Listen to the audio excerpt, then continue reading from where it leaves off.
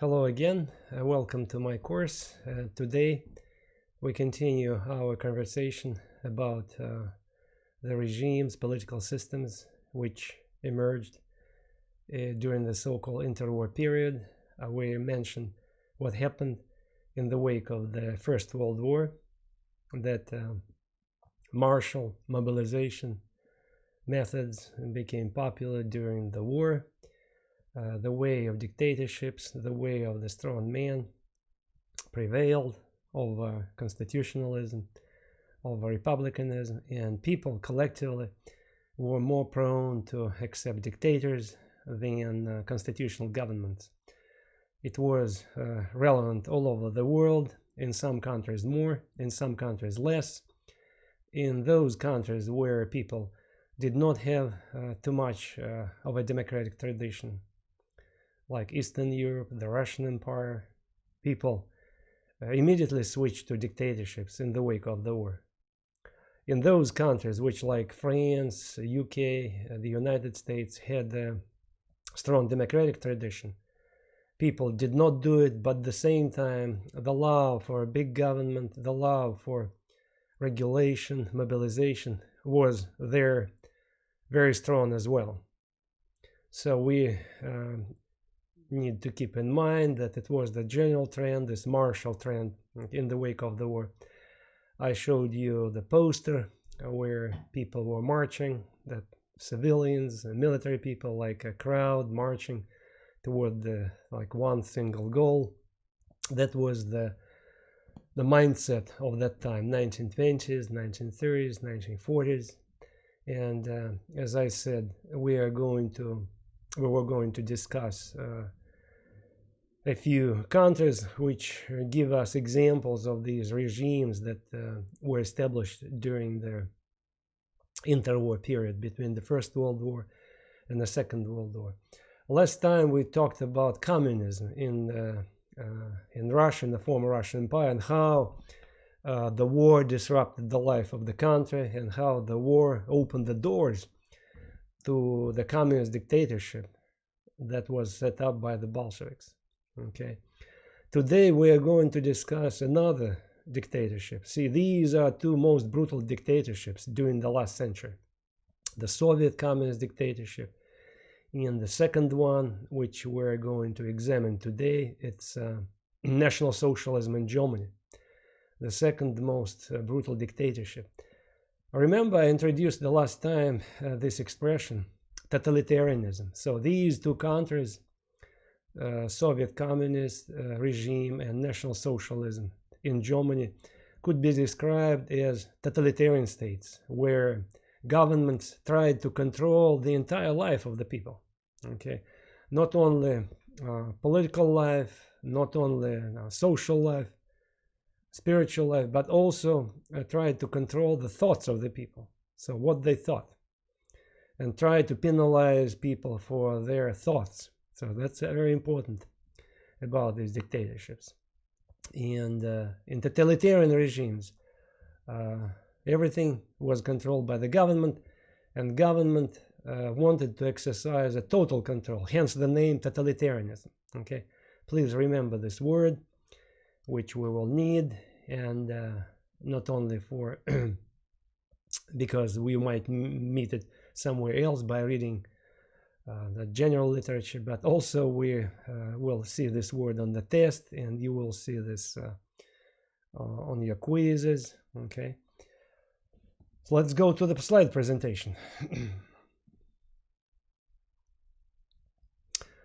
National Socialism in Germany.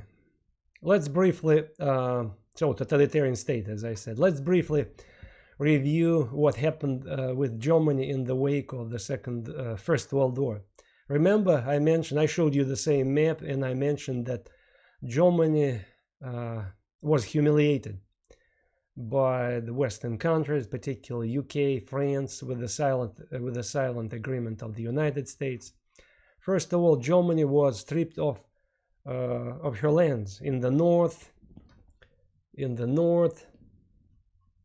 a particular area was ceded to Denmark.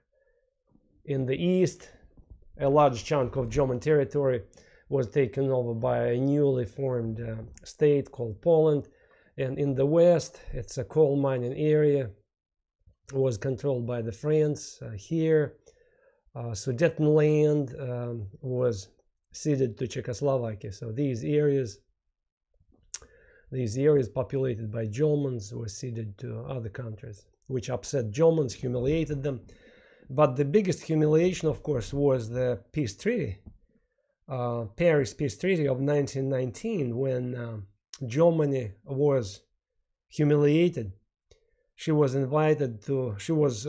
forced to sign, she was not invited, she was forced to sign the peace treaty that stated that Germany and her allies were responsible for World War I. Although in reality, as we know, everybody was responsible, everybody contributed. It was a general competition among these big countries, big empires over power, who would control the resources, who would control the world. Okay, it was a fight of two coalitions.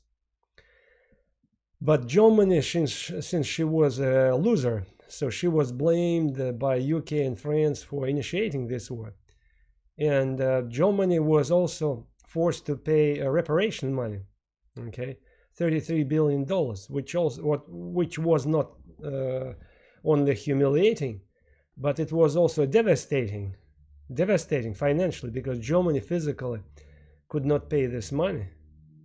So Germans were very much unhappy about it. On top of this, Western countries imposed on Germany a new constitutional republic, which became known as the Weimar Republic, because the new German constitution that was installed by UK, France, and United States for Germany was adopted in the German town of Weimar, okay, in eastern Germany.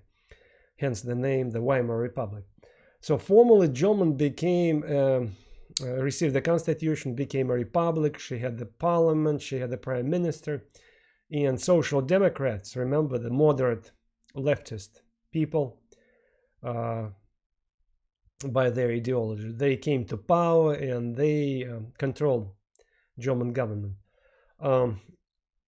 Although it was a republic, people are supposed to love a republic, but Germans hated the republic, this particular republic. Why? Because in the eyes of many Germans, this Weimar Republic, this system, republican system, was associated in their eyes with this defeat, in the war, when Germany lost so many lands, and Germany lost so many rights. And that is why democracy in Germany was not popular. Okay, the constitution wasn't popular, parliament wasn't popular. On top of this, again, in addition to what I just mentioned, when the Great Depression came, what was the Great Depression? I'm not going into details. It was an economic crisis. We will be talking about it next time when we discuss the United States, how it affected United States. We will be talking about New Deal, okay?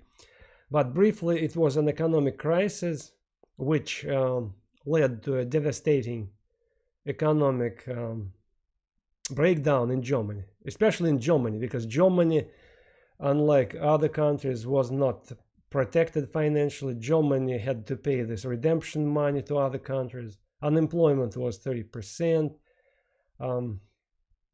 Many people lost everything. Inflation. Many businesses became bankrupt. So how did people respond to this? In the eyes of many Germans, Great Depression was associated with this hateful capitalism. So they thought that bankers, money makers somehow orchestrated this Great Depression. Okay, so there are many reasons why depression happens. It's because of the cycles, economic cycles, and one of the major reasons why Great Depression started, it's like present day, in the present day world, we have a lot of nationalism when countries shut down themselves for international trade, when isolate themselves. Something like this was going on at that time in 1929, okay? Why did countries start isolating themselves from foreign trade? Because when in the United States, again, it started in the United States, the biggest country in the world, the most powerful economically, when the New York stock market crashed, when American companies, many big American companies went bankrupt, so United States government wanted to protect its own companies, automobile companies like steel companies, whatever, to protect American farmers against foreign competition. So in order to shield them from competition, they started to shut down the country for international trade. And in response, other countries, were doing the same thing. And eventually everybody suffered because economies in many countries collapsed without international trade. Okay. But again, we are not to discuss the causes of this Great Depression. But briefly, again, if to look briefly, it goes back to World War I again. World War I, which disrupted industry, which made American farming prosperous. Why? Because European farming went down during the war, and American farmers increased their production, started delivering millions of tons of grain to Europe. And after the war, American farming started to shrink, and American farmers suffered. Government issued easy credit.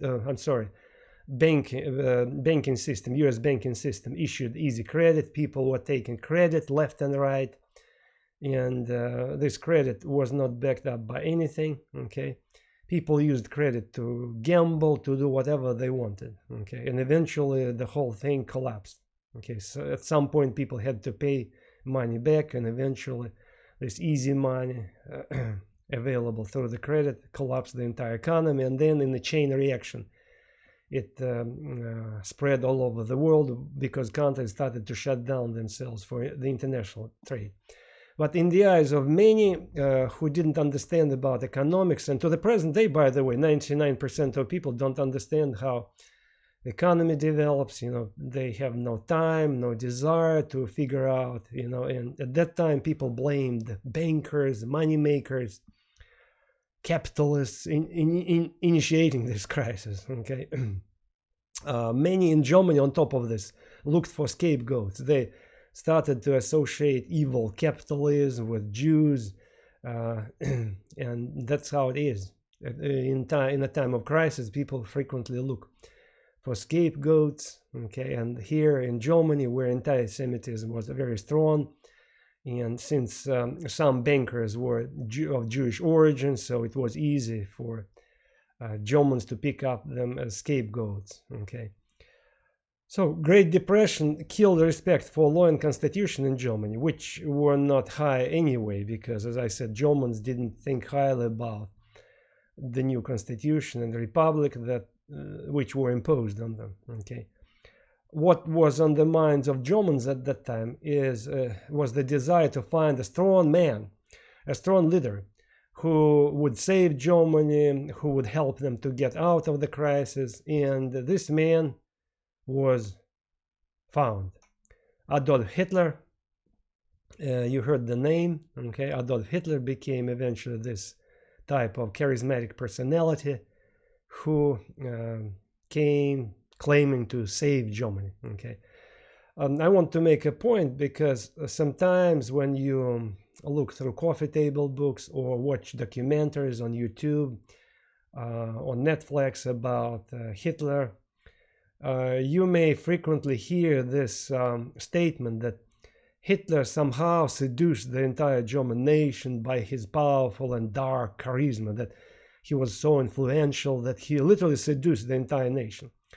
You have to be very careful of this type of statements, because if you look at the situation that we see in Germany, that this humiliation, frustration about the results of the First World War, plus economic crisis that killed German economy, you would understand that if it hadn't been Hitler, it would be another man. Another man would have come and filled this so quote-unquote vacancy, because the place of a potential dictator was vacant, and Hitler came to fill it because he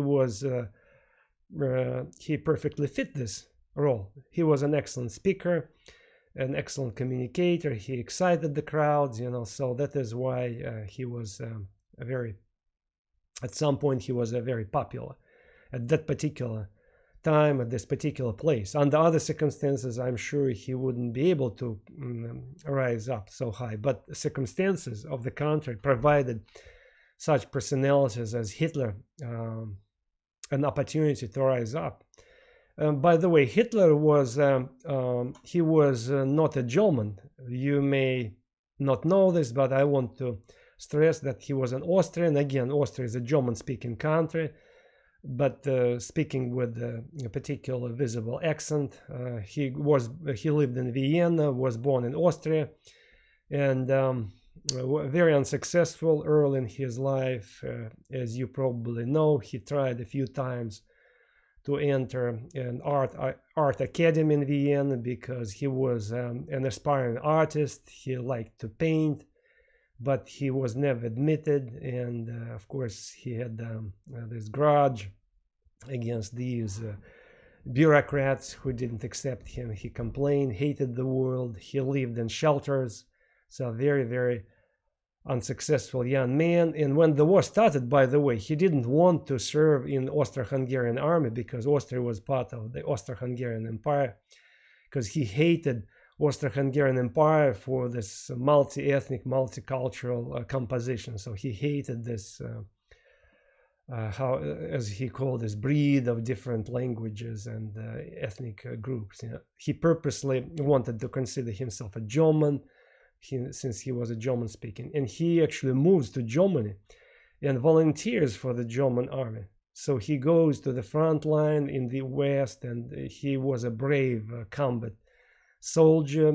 He was awarded with an Iron Cross. In fact, he was employed on the most dangerous missions in the combat zone. He served as a messenger, delivering dispatches from one unit to another unit. So, of course, such people were the first target for snipers, for like enemy shooters. He was poisoned, suffered during one of the attacks. Poisonous gas, remember, was widely used during the war.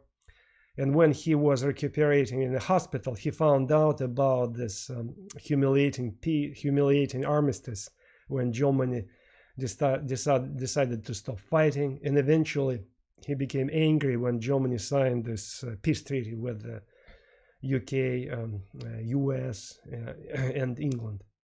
And he took an oath. He kind of swore that he would do everything to eliminate this humiliation situation, to correct this humiliation. Okay, so he made this course he made this into the course of his life. It's very important to mention. In 1920, he joins a group called National Socialist German Workers' Party. It's a small group.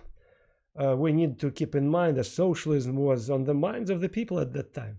So there were different groups that propagated socialism. It was not only this Marxian socialism, which we discussed, the most popular, but there were many other brands of socialism. And today, by the way, we will be discussing the essence of this National Socialism, the Nazi ideology, what it meant and how it should be viewed. Originally, he was not exactly anti-Semitic, because Hitler is famously known for his anti-Semitism, because in the movies always this line is emphasized, which was true, of course. But his anti-Semitism becomes powerful mostly after 1919, after this peace was signed, because a lot of Germans, like Hitler, blamed it on Jews or international socialists, these Marxian socialists who somehow backstabbed them. Okay. At the same time, they also blamed the Jewish capitalists, okay, for stabbing in the back. So these two groups, which didn't have, of course, anything in common, they were blamed in backstabbing Germany. On the one hand, Marxian socialists, communists, and on the other hand, the capitalists, Jewish capitalists. Okay. He joins this group, National Socialist German Workers' Party, and in fact, he was asked by the local military in Bavaria. It happened in Bavaria, in Munich, to keep an eye on this group, to understand what they're up to, because there were so many groups and life was unpredictable. At that time, political life was very unstable in Germany because Germany lived through 3 communist revolutions. Bolsheviks, Russian Bolsheviks and their German comrades tried to instigate a communist, tried to spark communist takeovers to replicate what had happened in Russia in 1917 to establish communist regimes. And in Bavaria it happened twice, in 1919 and then in 1920. There was briefly even a Bavarian Socialist Republic in 1920, okay? And there was a lot of other groups who interpreted socialism in their own way. So this military command that wanted to fight against these communist revolts, they asked him to keep an eye on this group to understand who they are for, to recruit them to the side of the German military, or somehow to navigate their life, okay, in a certain direction. So they wanted to understand who these people were because they called themselves socialists. It was a small group, and some of these people who joined this group, they were immigrants from Russia, some Baltic Germans who came from Baltic areas which were parts of the former Russian Empire. Okay, these were immigrants who escaped from the Bolshevik regime. Okay, and they spread the stories about the communist revolution in Russia in 1917. They spread this rumor that the Bolshevik regime, the communists, they were dominated by the Jews. Okay, they gambled, they capitalized on the fact that a lot of Jews supported the communist revolt, communist takeover in 1917. But of course, it was not only the Jews. There were many other groups who supported the communist regime in Russia. So there were revolutionaries from many other groups, from Russians, from Ukrainians. There were some Hungarians. It was like a multicultural bunch who promoted communism in Russia. But the visible presence of some Jewish leaders among the Bolsheviks, like Trotsky, for example, so gave them an excuse to say, oh, it was controlled by the Jews, this regime. And they were feeding these stories to Hitler, okay, these people. They were feeding these stories to Hitler. They were feeding these stories to all Germans. They were writing articles for the newspapers, and that's how this story spread around, that we need the Jews, they promoted communism. So that was this stuff on the minds of Germans, okay? Along with communist takeovers, attempts to take over power in Germany, we also have this right-wing coups, okay? Coup d'etats. In fact, this group of which Hitler was part, National Socialist Workers' Party, they themselves attempted to do a coup d'etat to take over power in Bavaria in 1923. By this time, Hitler already rose high within this political party because he was a good speaker. He was passionate about his cause, that Germany need to stand up and to rise up. Okay, this anti-Semitic rhetoric. He was looked for as a speaker, invited on many occasions, so a very eloquent speaker. And along with this political party, they tried to take over power, okay, in 1923. But at that time, this government controlled by Social Democrats, remember reforms, they put it down, this putsch, this attempt to take over. And Hitler was put in jail for 5 years. And in fact, this staying in jail made him more popular in the eyes of many Germans because he was treated as a martyr, okay, as a victim. And in fact, it was in this prison where he wrote his major work, okay. It's like his memoirs called Mein Kampf, which means my struggle.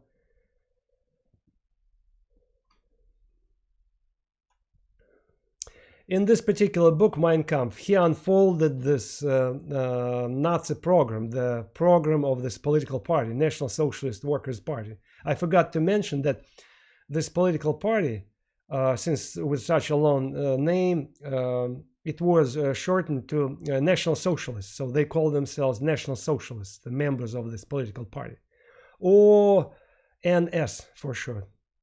So on posters, it was NS or National Socialists. That's how they were called. That's how they called themselves. Okay, Nazi.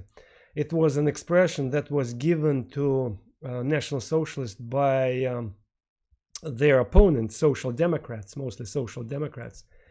Why? Because in Germany, the word Nazi, of course, first of all, it's shortened version of National Socialism, so easy to say. But again, I repeat, in the 1920s, it was hardly used. The Nazis themselves, they never called themselves Nazi. They referred to themselves as National Socialists, okay, because they wanted National Socialism. I will explain to you what it means. Or they called themselves NS. But opponents use the word Nazi because Nazi, it paired with the word Ignatius. Ignatius in southern Germany and in Austria, it was a popular, in the eyes of some sophisticated people who lived in cities, it was associated, this name, with some kind of redneck people, peasant hicks, but not dumb peasants, but cunning peasants, who are scheming, who are plotting something, you know, like simple-minded but very cunning peasants. So that's what was associated with this name, Ignatius. And sometimes people who carried this name, Ignatius, they were referred to Nazi, like a cunning redneck, so to speak, cunning redneck.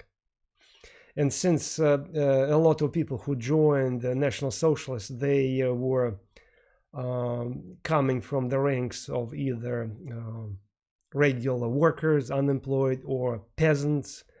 So that is why who had little education. So hence this name. Okay. Now going back to the book by Hitler, Mein Kampf. So what did he say in this book? He unfolded the whole program. So what he wanted to accomplish. It's a very a simple book. It's not like sophisticated theoretical work. There is no theory there. It's just a bunch of slogans and rants, complaints, what Hitler didn't like and what he suggested be done to improve the status of Germany in the world community. First, he of course blamed Jews for all misfortunes of Germans. That was the first thing. Second, he said Jews were responsible both for communism and capitalism. Okay, and that's were the major enemies of Nazi, by the way, capitalism and communism. On the one hand, free market capitalism, on the other hand, communism. And in the minds of National Socialists, both were perpetrated by Jews. Okay, Hitler argued that war profits should be confiscated, okay, and money distributed among the people. Of course, Hitler rejected this peace treaty. It was unequal, it was unfair, and in fact, it was true. It was unfair, it was unequal. Germany must be reborn, and he was going to accomplish this. That's what he said. Okay. Another thing, he declared that regular people should be protected against free competition. So essentially, he didn't like free enterprise. He didn't like it. Okay, it was associated with capitalism, and he didn't like capitalism. Another thing, he said land should be distributed to peasants, to German farmers, and that was also on the National Socialist program. Now, what is this concept of National Socialism, which Hitler and his comrades defended? Remember, we talked about Marxian socialism. Marxian socialism, founded by Marx, Engels, and picked up by Lenin, who adjusted it to the Russian conditions. It argued that people are separated into classes, the rich and the poor, the working class people and these rich people. And these are two enemies, and they have to fight each other, and working class people should revolt against the rich, headed by industrial working class proletarians. The poor people would overthrow the rich, confiscate them, nationalize the economy, and that's how it should be. Okay, so they believed in this class warfare. Marx and socialists believe that each society is divided, split in two groups, the rich and the poor. Okay, but Marx and socialism, as I said, did not exhaust the variety of socialist doctrines in the world. Okay, there were many other brands of socialism, and today we're going to discuss National Socialism, or Nazi. Okay, Hitler and many others said, yes, socialism is good, but we're against international socialism. Okay, they said socialism is good, but it should be national socialism. What does it mean? It should be socialism for one nation only. Okay, which means Hitler did want to build socialism, but only for Germans. Only for Germans. In his eyes, all Germans should be together like a community, Gemeinschaft. He used this German word, Gemeinschaft. So it's folk Gemeinschaft. It means people's community. So all Germans, rich and poor, men and women, young and old, all of them should be together. They shouldn't be separated into classes because they belong to the same community. And the government should take care of all members of this national community. All of them should be taken care of. How? Mostly at the expense of the other people. So in his eyes, other people should be robbed, should be taken over, exploited for the sake of the Germans. Okay, Germans shouldn't suffer. All Germans should have a good life. So socialism for all Germans only at the expense of the other people. That's the major thing. Okay. Hitler also said that he was going to take power legally. Okay, and that's exactly what happened. Sometimes we make this mistake. We think that Hitler took over power by force. No, he didn't. He came to power in 1933 legally. And I will explain to you how it happened. Nazi in their program appealed to everybody, as I said, to the poor, to the rich, workers, peasants, business people, the young and old.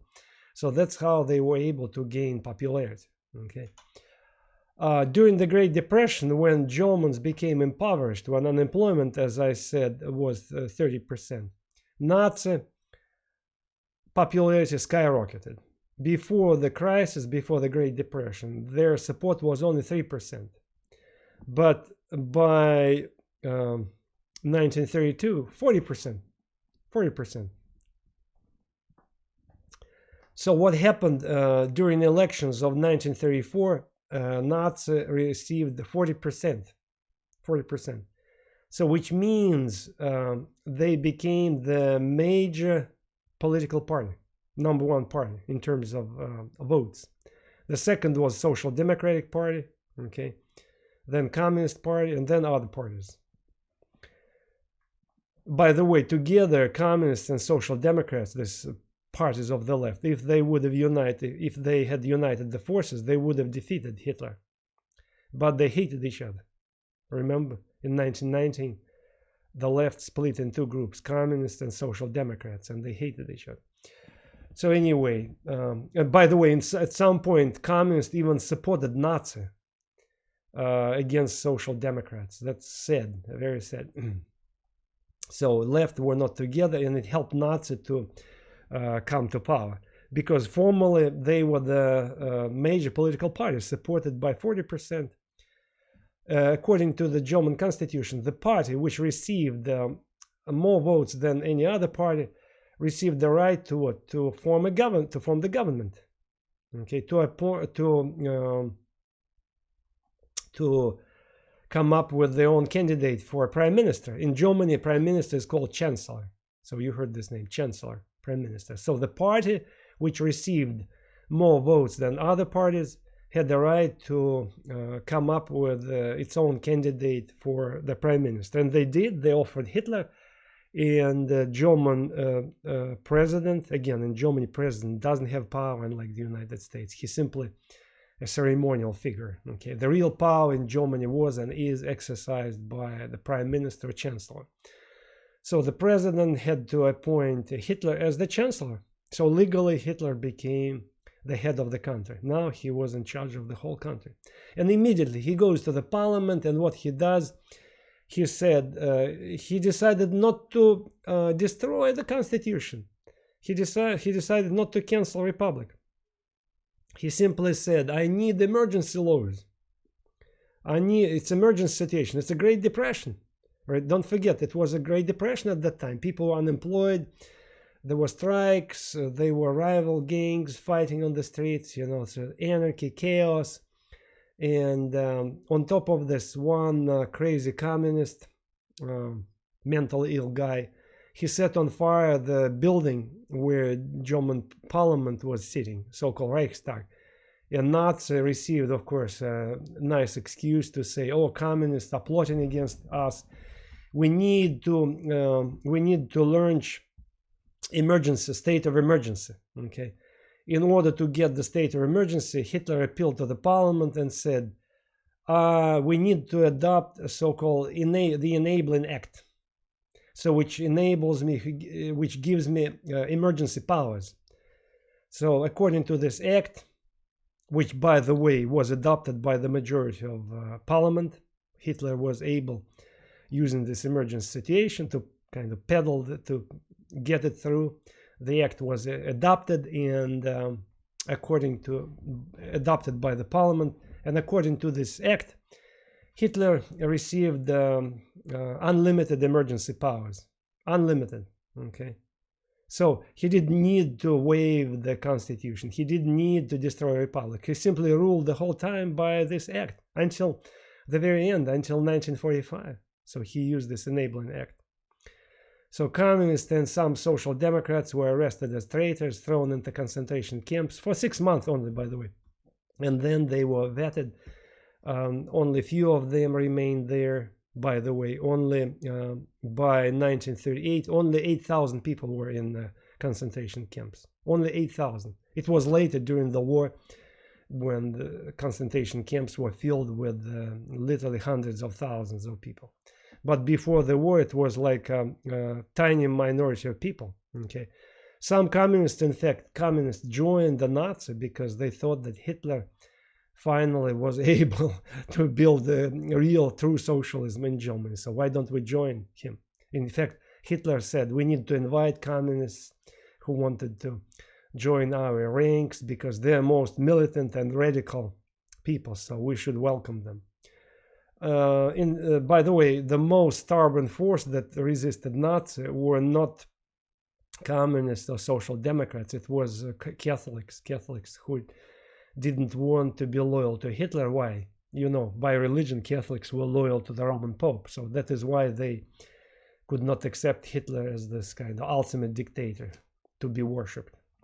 It was mostly in northern Germany, Protestants, Lutherans, who adopted Hitler. Okay. But not the Catholics. Many Catholics were against him. By the middle of 1933, Nazi outlawed all political parties, and only National Socialist Party was allowed to exist. Okay.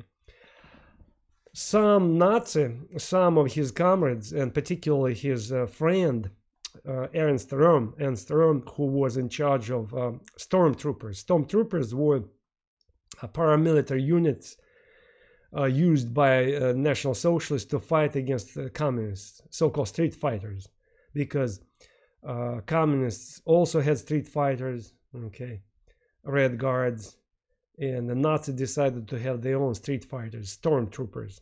So they engaged frequently each other in fist fights, and in fact, the border, even though they engaged each other in fist fights, there were many cases when stormtroopers switched to communists and communists switched to Nazi because both were cruel, brutal, and prone to fighting. A bunch of young males, unemployed, widely joined communist paramilitary forces and Nazi stormtroopers. So the person who was in charge of Nazi stormtroopers was Ernst Röhm. He was a friend of Hitler, who said that, okay, we took power. Now we need to expand our revolution, our National Socialist revolution. How? Ernst Röhm said that, had his answer. He said, we need to fight not only against Jewish capitalists, we need to fight against all capitalists, including some German capitalists. We need to confiscate big factories. We need to confiscate big stores. Okay, we need to confiscate big companies. So capitalism is evil.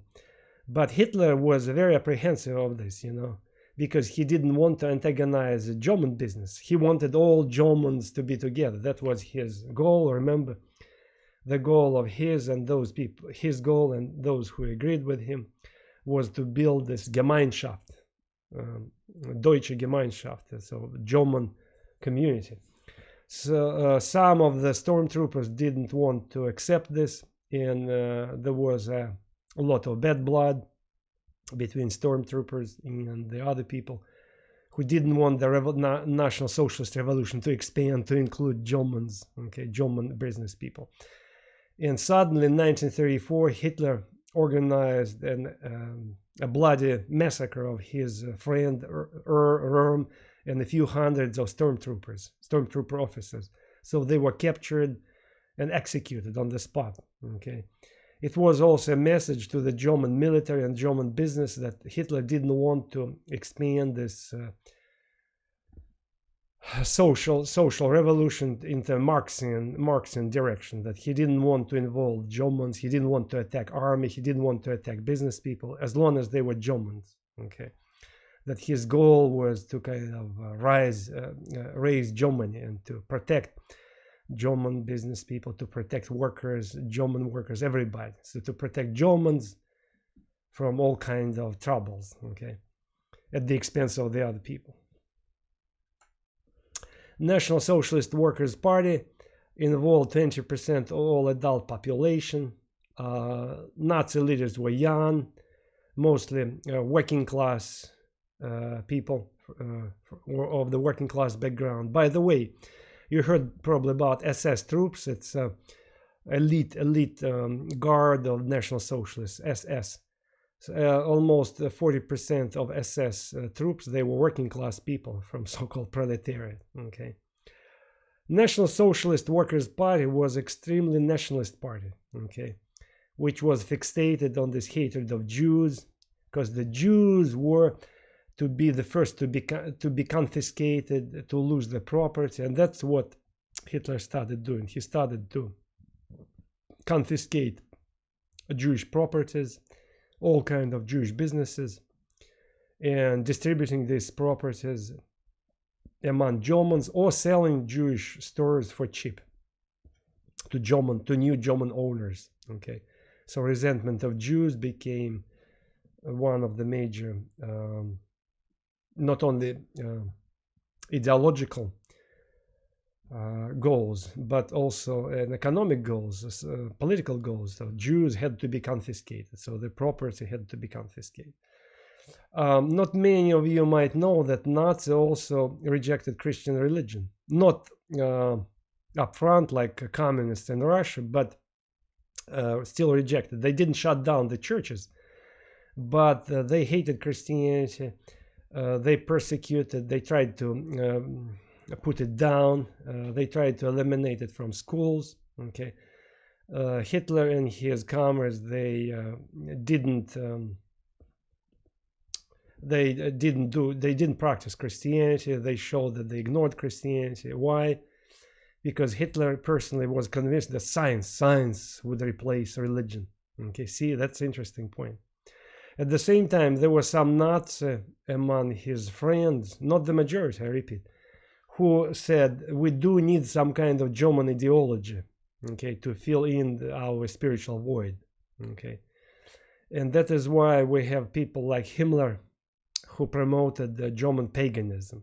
Okay, not all Nazi leaders were interested in this. There is a mistake sometimes to say that Hitler and his comrades were wanted to go back to German paganism. No, it's not correct. Hitler was the man of science, so he pop science. So he believed in science. He thought he would breed the new kind of people biologically, so-called Aryans, that he would make the new nation, a vital German nation. So he also used this social Darwinism that big fish eat small fish. That is why Germans, as a young, vital nation, might destroy the giants. Old giants like the British and the French Empire should take them over. See, it's like a biology. Of course, science, when we talk about science, it should be put in quotation marks, because what Hitler did, this bits and pieces he called science, it was a pop science, okay, which was not actually science, okay, it's what he thought was science. So he was proud to call himself a person who practiced scientific approach, okay. When this eugenics, when he wanted to modify the people's stock, when he later introduced special breeding barracks, called Lebensborn, to breed, to make SS troops to breed with some vital German women. It kind of reminded this silly notions how people try to extend biological science to like human beings, thinking that treating people like animals. Okay, that's what he was. Soviets in Soviet Union wanted to socially engineer a new type of human beings, okay, communist human beings, and Hitler became interested in engineering, quote unquote, scientifically, the pure Aryans. So that's what he wanted to do. But still, some of his comrades said we do need a new ideology. If we don't like Christianity, we need a new ideology, and this new ideology would be ancient German paganism. So that is why we see chevrons, Nazi chevrons that had runes, this ancient German runes on military caps, on chevrons, on officers' chests, the symbols, insignia, ancient Germanic pagan insignia, okay, on all kind of symbols. The Nazi flag, by the way, also had this symbol, a swastika, which in fact originated from Oriental religions, okay, from theosophy. That's a symbol of vitality, a symbol of life. Okay, and by the way, Nazi swastika, was within the white circle with the red background. So Nazi flag was red flag with swastika. Why red? Red was socialism, a symbol of socialism. It's very important to remember. Okay, but again, we need to remember that Hitler and many Nazis were still people of science, and in fact Hitler believed that all type of religion would be gone naturally. The more science we have in schools everywhere, the quicker we'll get of religion. During one of his so-called table talks, there's a book called Hitler's Table Talks. He said that we shouldn't shut down the churches, we shouldn't shut down Christianity, it will die out on its own. So that was his attitude. In the Nazi ideology, they made a big deal about mass gatherings, mass rallies, because for them it was the way to mobilize people. So they did some marches, they did rallies, gatherings. So people were treated as parts of collective. So human individual was nothing, a group, collective was everything. So that's how it was viewed. Okay. Those few who disagreed with Nazi were suppressed by the machine of terror which Nazi established. I have to mention that Nazi at first didn't need to have a big chain of concentration camps like Stalin in the Soviet Union, because Stalin, at first he had enemies within the country, and then he said there might some other potential enemies within the country, because Soviet Union basically cannibalized itself, okay, trying to find some kind of class enemies because Marxism believed that the society is divided in different classes, and there are some special classes that are salt of the earth, and alien classes that should be eliminated. So Stalin was on the quest for alien classes to be eliminated. Nazi regime was different. They treated all Germany as a community of people that should be friends and brothers and sisters, Gemeinschaft, community. Okay, so that is why, unlike Stalin, where Stalin had to keep a huge secret police machine, the number of secret police troops, officers, soldiers, agents in Soviet Union reached 300,000 people. If you put, if you add to this border troops, which also part of the secret police department, it would make about 500,000 secret police troops in Soviet Russia. In Nazi Germany, they didn't need to maintain such a huge secret police apparatus. Okay. In Germany, it was only 30,000 people, including secretaries, so who were clerks who were doing paperwork. Can you imagine? Only 30,000 people was so-called Gestapo. Gestapo, it was the name for the Nazi secret police. I repeat, it's only 30,000 people for a country of 70 million people. They didn't need such a big machine. Why? Because all Germans were treated as part of this community. It was only a few communists, some Jewish people, or other people who somehow could disagree with this regime. So they were ostracized and put in concentration camps. And I repeat, before Nazis started throwing into concentration camps Jews and people of other nationalities, there were very few in concentration camps. It was only 8,000 people by 1938. Okay, this guy Himmler, who was, by the way, interested in paganism and reviving Germanic paganism, he was in charge of this machine of terror, concentration camps, in charge of Gestapo. Okay. Like Soviets, Nazis also forced the inmates of concentration camps to work. And here you can see this phrase that was put on the gates of concentration camps: Arbeit macht frei, so labor sets you free. So everybody was forced to work. Nazi trying to win. See, Hitler, unlike Stalin, he didn't take over his power as a result of coup d'etat or takeover.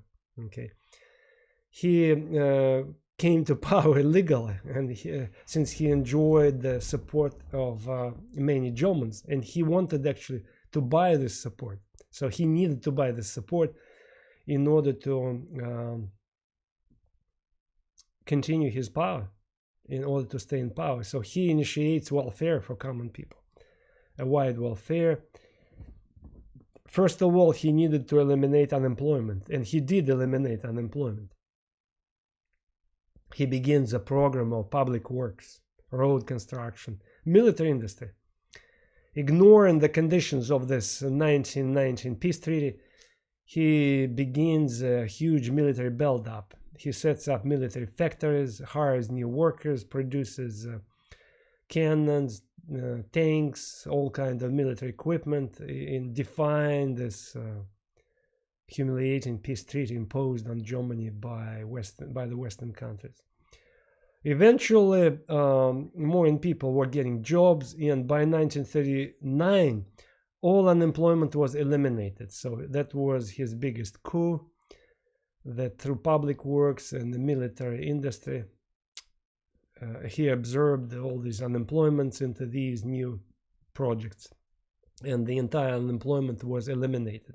So that was his biggest coup. He could brag about it, showing off that he was the savior. He was the savior. Okay. Also started programs of free healthcare, free education. For the first time under Hitler, people, regular working class people, had the chance to go on vacations to Italy, to Spain, and which was interesting. So he basically fulfilled a lot of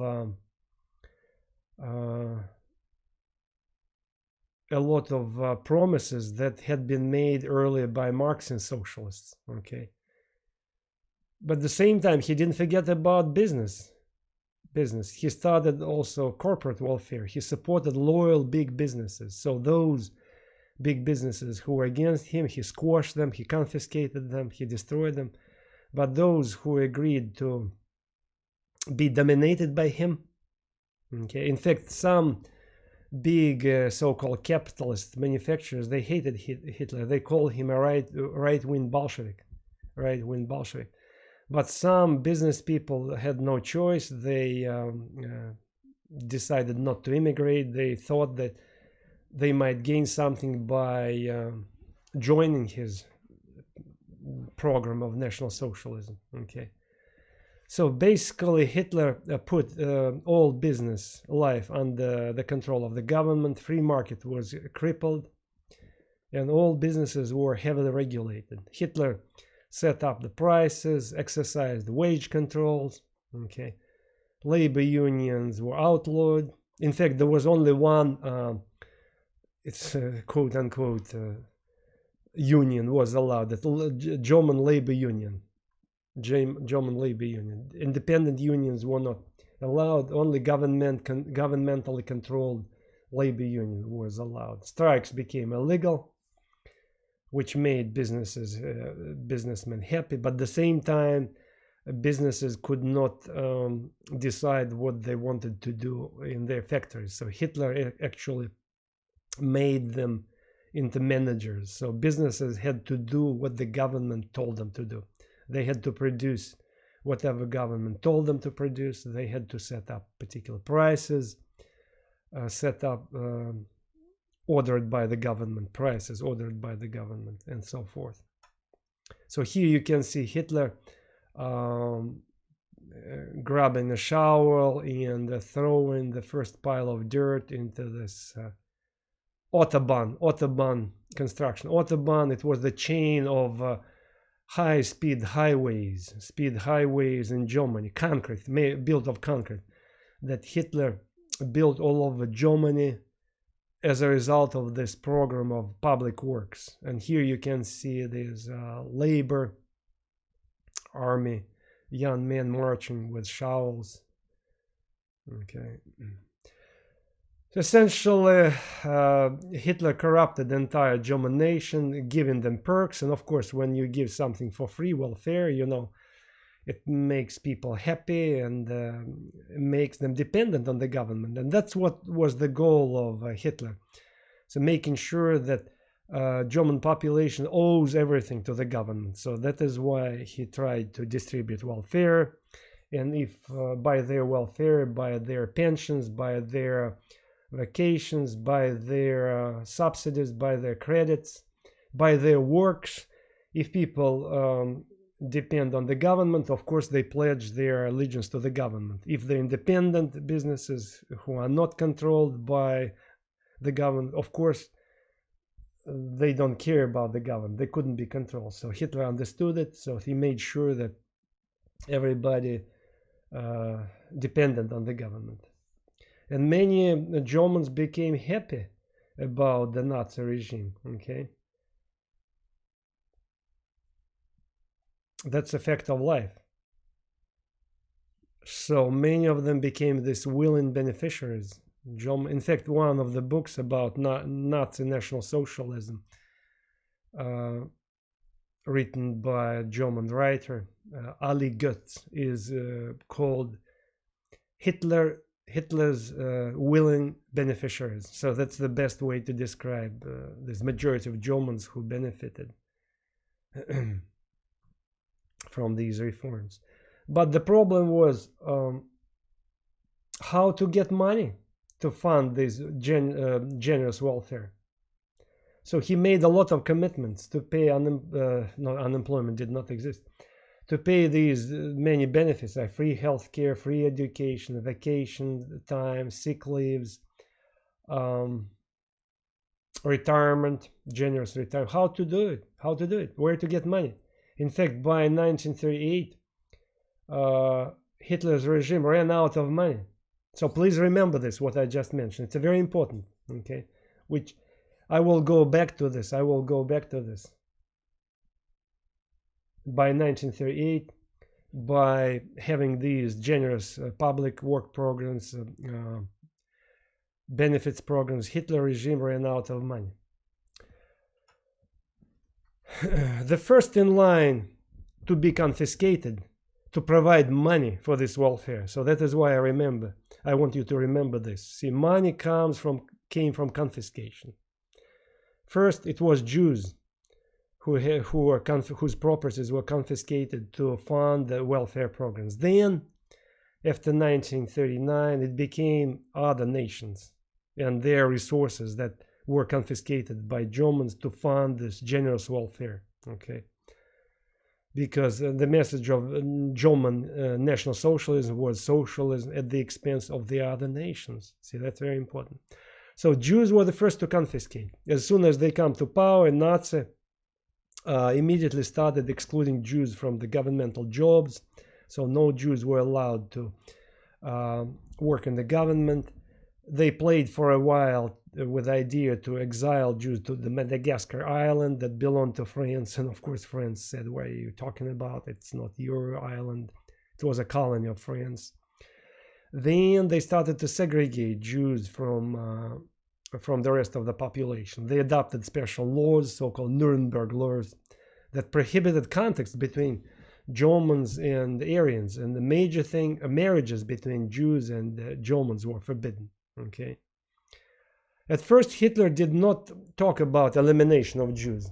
The so-called Holocaust, everybody heard about Holocaust, or as Nazi called it, the final solution.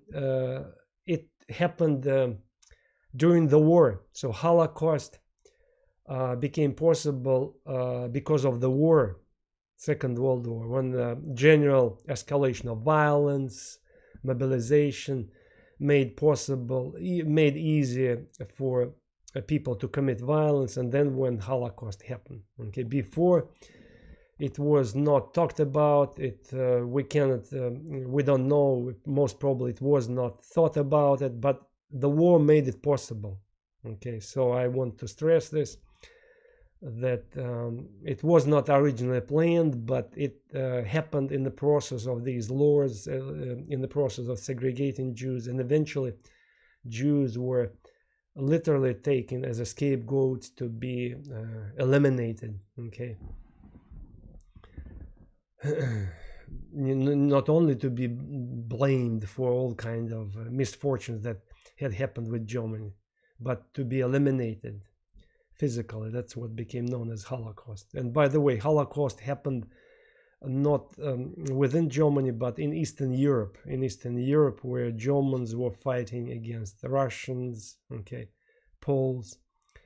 It was the general environment of violence, okay, when human life didn't cost anything during the war, Second World War. That's when the major Holocaust happened.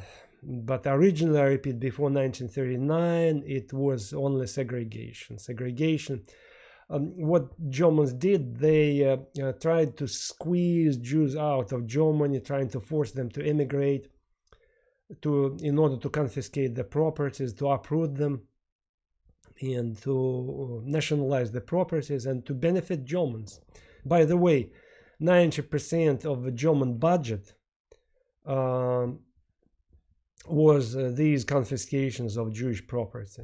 Okay, in 1938, 1939, 9% of German budget was generated at the expense of these Jewish confiscations. So Jewish apartments, Jewish-owned businesses, whatever belonged to Jews was confiscated. Jewelry, everything was confiscated. Jews were, when they crossed the German border to immigrate to other countries, all their personal possessions on many occasions were confiscated, including jewelry. So it was literal, I don't know how to call it, literal robbery of the people. Okay. And now I'm coming to an important point, which is also related to the something which I emphasized twice before, that by 1938 German treasury was empty. So Hitler distributed all his money, spent it to fund social welfare, spend this money to fund public works, spend this money to build up his military industry, which eliminated unemployment, as you know. So he needed, and the confiscation of Jews was not enough. Why? Because it gave him only 9% of his budget, and there were so few Jews in Germany. The entire number of Jews was 400,000, even less than 400,000, including men, women, and old, young. Okay, and at least half of them were simple workers or craftsmen who didn't have anything. Okay, so Hitler needed other countries' resources to fund his generous welfare state. So he needed other countries' resources to fund his generous welfare state. And that's one of the reasons why he had to expand. He had to attack other countries, okay? Because he practiced huge spendings, borrowings, so he needed to cover his expenses. Where to find money to cover debts, to attack other countries and take over their resources. Very easy. So Hitler argued that Germany needed a Lebensraum, living space. Germany, a young country that expands, they need other countries' resources in order to survive. In addition to restoring glory of Germany, this Lebensraum, living space, became this second major goal. And that's how gradually Hitler was turning into this aggressor who was taking country by country, and eventually occupying the entire Europe. Okay, first Hitler introduced a military draft. Then he built military factories. Then he took over his own country, in 1934. And nobody complained because they thought, okay, so let him do it. Maybe he will satisfy his appetites, and that would be it. Even when after he reoccupied the so-called Rhineland, remember, in the western part of Germany, France took over control of coal mining area, German coal mining area after the First World War. So Germany in 1936 reoccupied this area. And again, everybody was silent. In 1936, Hitler made friends with another dictator, Mussolini, who came in Italy. Mussolini was not as brutal, as cruel as Hitler, okay, but still the same breed. The goal of originally the goal of Hitler was to bring all Germans together from all these lands that were taken over from Germany. So he goes and takes over Austria, of course, first, as I said, but then he takes over this Rhineland. Next,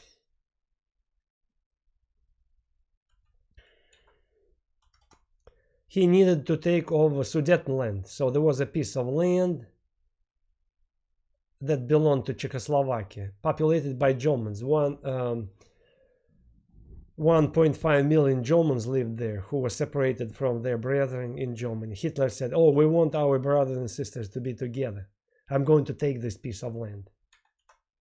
And that's, 3.5 million Germans lived in this area called Sudetenland. 3.5 million Germans. Okay. Hitler said, I want these brothers and sisters to be together, because all Germans should be together. Again, it's Gemeinschaft. It's community of people. UK and France now started to worry that Hitler is kind of growing his appetite. So what to do in this case? So they decided to sign an agreement to, on the one hand, to placate him, but on the other hand, to extract a promise from him that he is not going to attack anybody. Okay, so that is why Hitler, Chamberlain, Prime Minister of England, and Daladier, Prime Minister of France, they come to Munich for a Munich conference 1938, and they sign an agreement that Hitler was allowed to take this piece of land, Sudetenland, but in exchange he had to sign a piece of paper, this special agreement that he was not going to attack anybody, Never, never again. And of course, for Hitler, it was nothing. It was a piece of paper. He simply kind of played these fools from UK and from France. He takes over Czechoslovakia. Here, by the way, you can see Hitler with Chamberlain, Prime Minister of England. So, as a result of this Munich Agreement, basically France and England, they fed entire Czechoslovakia to Hitler. Why and how? After taking all of this piece of land, small piece of land populated by Germans, Hitler rolled on and just in case occupied the entire territory of Czechoslovakia. And again, France and England, they swallowed this, did not object this. So Czechoslovakia, not only Sudetenland, but entire Czechoslovakia was now occupied by Germans. By the way, Czechoslovakia was the biggest, at that time in Europe, was the biggest producer of military equipment and machines. So it produced automobiles, it produced cannons, guns, tanks. So now Nazis received a literal factory, military factory for themselves. Okay. Now it was the Soviet dictator, Stalin, who became worried about a possibility of attack on the part of Hitler. Okay. Stalin believed, now he saw that France and England were pushing Hitler toward him. Okay. So he decided to make a move to break what he thought this kind of evil plans of England and France. So he too decided to placate Hitler. So see, France, England placated Hitler on the other hand, on the one hand, and Stalin also wanted to placate Hitler. Okay, so he saw that Hitler, by occupying Czechoslovakia, now found himself on the border with the Soviet Union, because Czechoslovakia country that had the border within in the vicinity of the Soviet Union, almost borders Soviet Union. Look at this map. Look at this map. See, Czechoslovakia almost touches here, not exactly, but almost touches the Soviet Union. So now Nazis were by the Soviet border, and he was afraid that Hitler, pushed by England and France, would attack him. So Stalin suggested Hitler to conclude a non-aggression pact. So which means both sides promised not to attack each other in case one of these sides would be attacked by somebody else. But the point was not this non-aggression peace treaty. It was the secret protocol that was attached to this non-aggression pact, a secret document, part of this protocol, which was not for public. And this secret protocol said that Soviet Union and Germany would divide Eastern Europe. So literally said that both sides would divide Eastern Europe. And that's what these two dictators did, Stalin and Hitler. They divided Eastern Europe. Okay, that these were the conditions in this secret protocol. According to this non-aggression pact, western part of Poland was to be occupied by Germans. Eastern part of Poland was to be occupied by the Soviets. 3 Baltic countries were also to be occupied by the Soviets, and Finland, which should be colored in green too, was to be occupied by the Soviets. But here you can see Finland colored in white. I will tell you why. Because eventually, even though according to this treaty, Soviets were to occupy Finland, but they broke their teeth. They were not able to occupy this country. It's very important to remember, because it will be it will explain why eventually Hitler attacked Stalin. So we will talk in a few minutes about this. Okay. So this non-aggression pact was very unpopular worldwide. Okay. Because now people saw that so-called Marxists, socialists, Bolshevik, Soviet communist Bolsheviks, who advertised themselves as Marxist, socialist, internationalists, who promoted this class warfare, that poor people against the rich, they actually defended national interests of the Soviet Union. Okay, national interests of the Soviet Union, which means they defended these national interests of the Soviet Union at the expense of the other people. Okay. And when Soviet troops occupied the Baltic countries, okay, and when in September 1939 German troops suddenly occupied Western Poland, and the Soviet troops suddenly occupied, when German troops occupied western part of Poland and Soviet troops simultaneously, almost simultaneously, occupied eastern part of Poland, the whole world saw that the two dictators simply divide Eastern Europe in general and Poland in particular. So they knew it was an evil deal. And by the way, that's what started the Second World War, this destruction of Poland, occupation of Poland.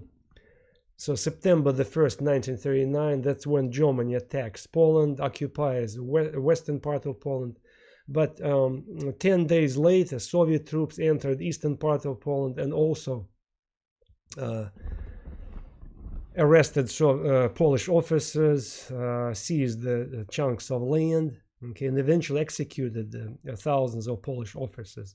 So these two countries, Soviet Union and Germany, they started the Second World War. But unfortunately, in our textbooks to the present day, they say that it was Germany only.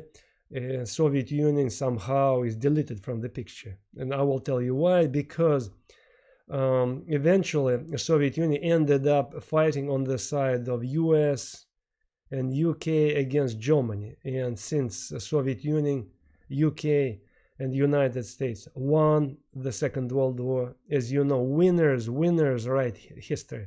And that's how the Soviet Union became deleted from history books as the country that along with Germany initiated this war.